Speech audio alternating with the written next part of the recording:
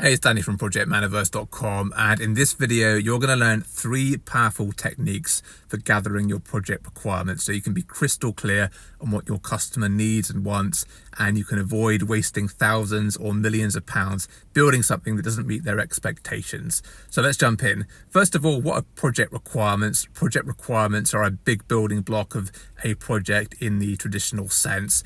They're basically a description of what your customer wants and what your customer needs. It's a big long list of everything they want. To give you a very basic example that we can all relate to, let's say you're building a house for a customer.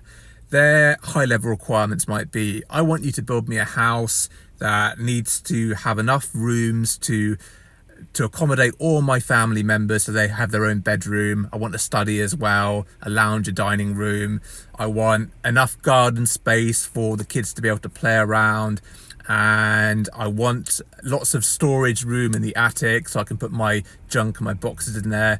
And I want to be able to put both of my cars on a driveway that fits both of them. Now that could be project requirements of a very high level. Obviously they can go into a lot more detail than that, but that gives you an idea of what project requirements are about. And it varies these days in terms of how detailed requirements are. I've been on projects where you've got thousands of requirements in a spreadsheet. They're very detailed, they're very thorough. But these days, with the agile way of working and the scrum way of working, sometimes it's more the way of the customer defining some high level requirements. Then we build something as quickly as possible in the software world or the IT world, give it to them, they'll have a play with it, and they'll say, actually I want it this way and I want it that way, and you keep iterating. So you don't have to have those really defined detailed requirements at the start of the project, but both are still in play, so both can still be done. So that's what requirements are. So why is it important that you get requirements right as a project manager? Well, I gave you a hint at the start of the video. If you don't get your project requirements right, it could mean that you actually spend a lot of time designing something that's not going to meet the customer's expectations.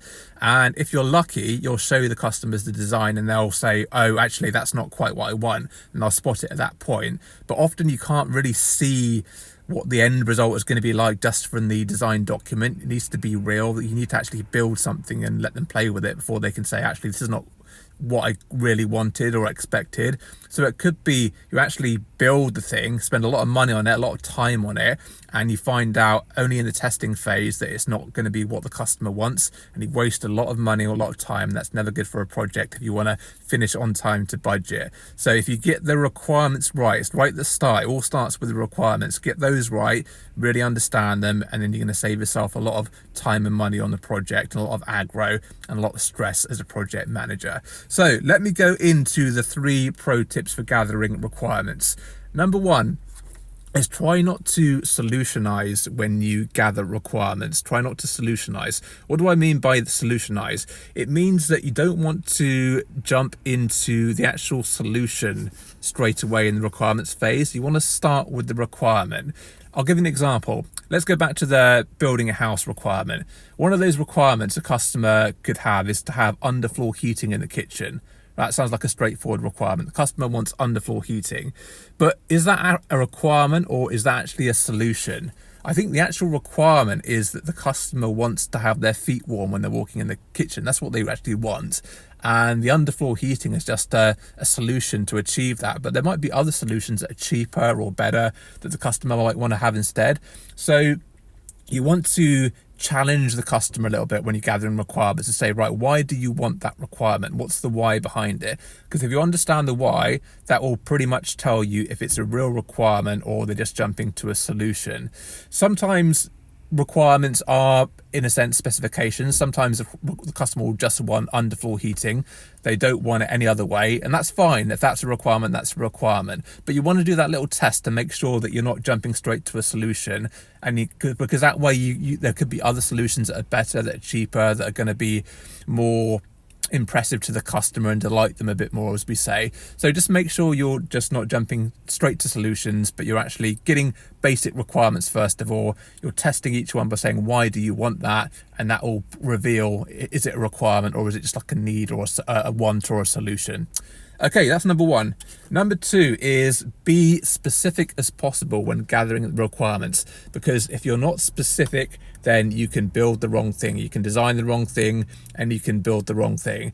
Now, the trouble is with requirements, they're usually very wordy, and words are open to interpretation. They're subjective and they can be misunderstood, especially if you're looking at it from a different frame. Different job disciplines will look at a requirement and see different things. So you want to be as descriptive and specific as possible with your requirements to avoid doing the wrong thing down the line.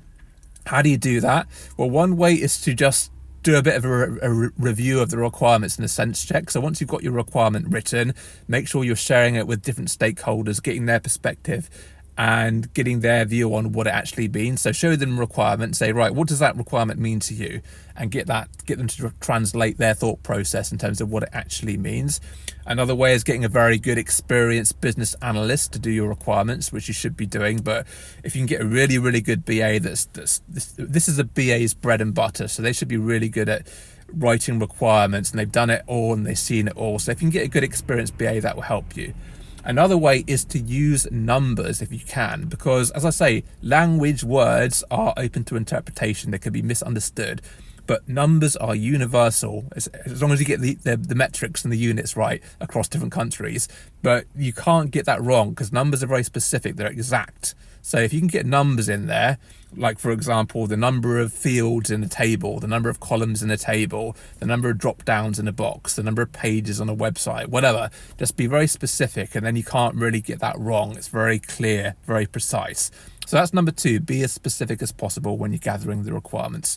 Number three is make sure you understand the priority of the requirements from the customer's perspective. How important are these requirements and in what order? What are the most important things? Because the danger is you spend a lot of time and effort on a requirement, and you spend a lot of resource and you do a lot of brainstorming and you come up with this amazing solution for the customer. You think they're going to love this, but it turns out that really wasn't that important to the customer, that requirement. And they're like, well, why have you spent so much time and money on this requirement? There's more other important things you should have been doing. So you want to establish the priority of the customer, of the requirements to the customer.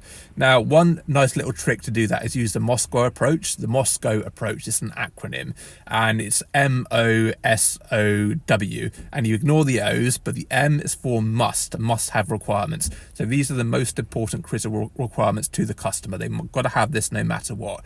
The next one is the should haves, and that's things that are pretty important for the project to being a success, but they're not critical, they're not essential. The project could go live without these should have requirements. The next one is could have. The customer could have it. It's like a nice to have. It'll be great if you can do this. It would be really nice, but don't worry too much about it if we don't have the resource, or we don't have the budget, or we just don't have the solutions to be able to do it. There's not a way to achieve it. And then the last one is the W, and that's the will not have. So you probably don't know at the start that a requirement is not going to be a will not have. That comes later on. But once you've got all your requirements written down, you want to go through that prioritization process with the customer.